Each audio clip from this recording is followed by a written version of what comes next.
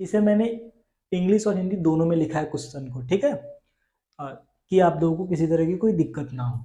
देखिए क्वेश्चन कह रहा है a kite is flying at a height of 60 metre above the ground. The string attached to the kite is temporarily tied to a point on a ground.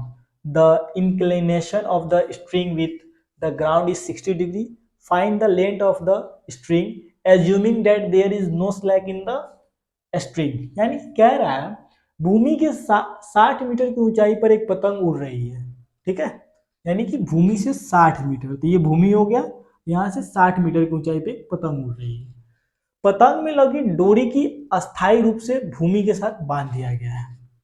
तो यहां से पतंग उड़ रहा होगा, सीधा तो पतंग उड़ नहीं रहा होगा, तो इस पतंग को अस्थायी रूप से एक डोरी के साथ यहाँ पे बांध दिया गया है इस पॉइंट पे, ठीक है, एक बिंदु से बांध दिया गया है। भूमि के साथ डोरी का झुकाव जो है 60 डिग्री का माना जा रहा है, ठीक है, और यह मान करके कि डोरी में कोई, ये जो रस्सी है इसमें किसी तरह का कोई ढील नहीं है, स्ट्रिंग मतलब डोरी होता है, ठीक है। तो यहाँ पे जो बांधा गया वो कितने डिग्री का कोण बना रहा है, वो जो कोण बना रहा है 60 डिग्री का बना रहा है, ठीक है। मान लीजिए ये ए बी पतंग की हाइट है, ठीक है, और ये सी बिंदु पे बांधा गया है। तो हम इसको सॉल्व करने के लिए क्या करेंगे, तो इसको सॉल्व करने के लिए हम क्या करेंगे कि ये जो आपका ए बी है, ये क्या है, ए बी है हाइट ऑफ, यानी कि पतंग की ऊंचाई, क्या है ये, पतंग की ऊंचाई है, पतंग की ऊंचाई, ठीक है, ऊंचाई यानी कि हाइट ऑफ काइट, इंग्लिश में लिख लीजिएगा आप इसे, हाइट ऑफ काइट। और ये जो बीसी है ये क्या है, डिस्टेंस है, ठीक है, डिस्टेंस यानी कि ये दूरी है, किससे, भूमि के सी बिंदु से, यानी कि बीसी ये दूरी है, ठीक है। तो हमें ज्ञात करना है कि ये रस्सी कितनी बड़ी है, ठीक है, और ये जो दूरी दिया हुआ है, ठीक है, ये हमें नहीं दिया है, और ये हाइट दिया है, ये कितने हाइट पे उड़ रहा है, ये जो हाइट दिया है आपको 60 मीटर दिया हुआ है, ऊंचाई पे उड़ रहा है, ठीक है।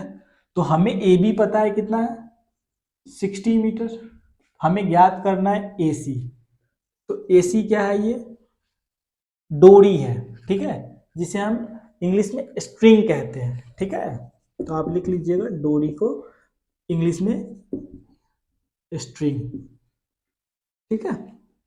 तो हमें ए सी ज्ञात करना है, तो देखिए ये 90 डिग्री का यहाँ पे कोण बन रहा है क्योंकि ये पैरेलल लाइन है, ठीक है, तो 90 डिग्री का कोण बन रहा है, तो ये कोण के अकॉर्डिंग ये एच हो गया, ठीक है, तो ये हमें तो कर्ण पता चल गया, तो ये कर्ण है, तो ये कोण 60 डिग्री, हमें कोण पता है सी, तो इसके सामने का भुजा क्या हो जाएगा, इसके लिए पी का काम करेगा, तो ये पी हो गया, एच हो गया, तो यही तो बी बचा ना, तो ये बी हो गया, ठीक है।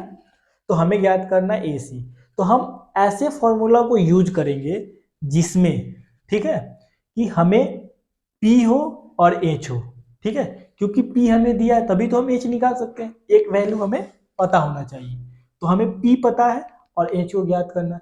तो ऐसा कौन फॉर्मूला आता है, ऐसा साइन थीटा है, ठीक है, और साइन थीटा के साथ कॉसेक थीटा भी है, सेम ये अगर बनाएंगे तो बन जाएगा इस पे, तो हम साइन थीटा को यूज करेंगे, ठीक है। तो यहाँ लिखेंगे नाउ, हम जानते क्या है, जानते हैं साइन थीटा इक्वल टू क्या होता है, पी बाई एच, तो पी क्या है आपका, ए बी है, और एच क्या है आपका, ए सी है, ठीक है, ठीक। तो साइन थीटा, थीटा का मान कितना दिया है, 60 डिग्री दिया हुआ है, यानी कि साइन 60 डिग्री इक्वल टू, तो ए बी तो हमें पता है कि 60 मीटर है, और ए सी हमें नहीं पता, इसी को तो हमें ज्ञात करना है, ठीक है, यही ना हमें ज्ञात करना है, ए सी की डोरी की लंबाई कितनी होगी, यानी कि स्ट्रिंग की लेंथ कितनी है, ठीक। तो हम जानते हैं साइन 60 डिग्री इक्वल टू कितना होता है, अगर ट्रिग्नोमेट्रिक टेबल नहीं याद है तो आई बटन में आपको लिंक दिख रहा होगा, वहां से आप जाके देख लीजिएगा उस वीडियो को जिसमें मैंने विस्तार पूर्वक ट्रिग्नोमेट्रिक टेबल को बताया है, ठीक है। तो ये साइन 60 डिग्री इक्वल टू कितना होगा? तो साइन 60 डिग्री इक्वल टू होता है √3/2 और 60 मीटर हमें पता है, AC हमें याद करना है। तो √3/2 इक्वल टू 60/AC है। तो ऐसे क्वेश्चन के सॉल्व करने के लिए हम क्या करते हैं, क्रॉस मल्टीप्लाई कर देते हैं। AC से √3 में कर देंगे, 2 से 60 में करेंगे, ठीक है। तो यहाँ हम लिखेंगे √3 इंटू AC हो जाएगा, ये AC इक्वल टू हो जाएगा 2 इंटू 60 मीटर, 2 इंटू 60 मीटर। तो हमें AC ज्ञात करना है, तो ये हो जाएगा AC equal to 2 into 60 equal to 120 by, तो ये इंटू में √3 इंटू AC है, तो इंटू में है तो इक्वल टू के इधर में आएगा तो क्या हो जाएगा, बाई में हो जाएगा, यानी कि बटा में हो जाएगा। तो ये √3 हो गया। तो मीटर में है तो मीटर लिखेंगे। तो हम एक चीज जानते हैं कि जो डिनोमिनेटर होता है वो कभी रूट में नहीं होता है, यानी कि हर जो होता है वो रूट में नहीं होता है। हम यहाँ क्या करेंगे, परिमेयकरण करेंगे, इंग्लिश में इसे क्या कहते हैं, रेशनलाइज करेंगे। तो परिमेयकरण करेंगे तो AC इक्वल टू हो जाएगा आपका 120/√3। तो परिमेयकरण डिनोमिनेटर से ही करते हैं, तो डिनोमिनेटर को क्या लिखते हैं, अंश एक बार बना देते हैं और एक बार हर्ष, यानी कि एक बार न्यूमिनेटर और एक बार डिनोमिनेटर बना देते हैं, ठीक है, डिनोमिनेटर को। तो इंटू √3/√3 हो गया, ठीक है। अब हम इसको सॉल्व करेंगे तो 120√3 हो जाएगा इंटू √3 हो जाएगा बाई √3 इंटू √3 इक्वल टू कितना होता है, √9 होता है।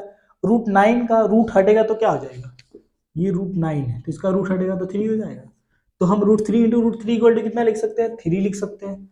तो 3 से 120 कटेगा तो कितना मतलब कट देगा, 40, और इंटू में कितना था, √3 था, तो कितना आ गया 40√3। यानी कि जो पतंग की डोर है, ठीक है, जो स्ट्रिंग है, तो उसकी जो लंबाई है वो कितनी आ रही है, 40√3। तो लिख लेंगे, इसलिए the length of string is 40√3, और हिंदी में लिखेंगे इसलिए पतंग की जो डोर है वो कितना हो जाएगा, 40√3 हो जाएगा। तो ये क्वेश्चन नंबर आपका 5 सॉल्व हो गया। किसी तरह का कोई दिक्कत हो आप कमेंट में हमें जरूर बताइएगा।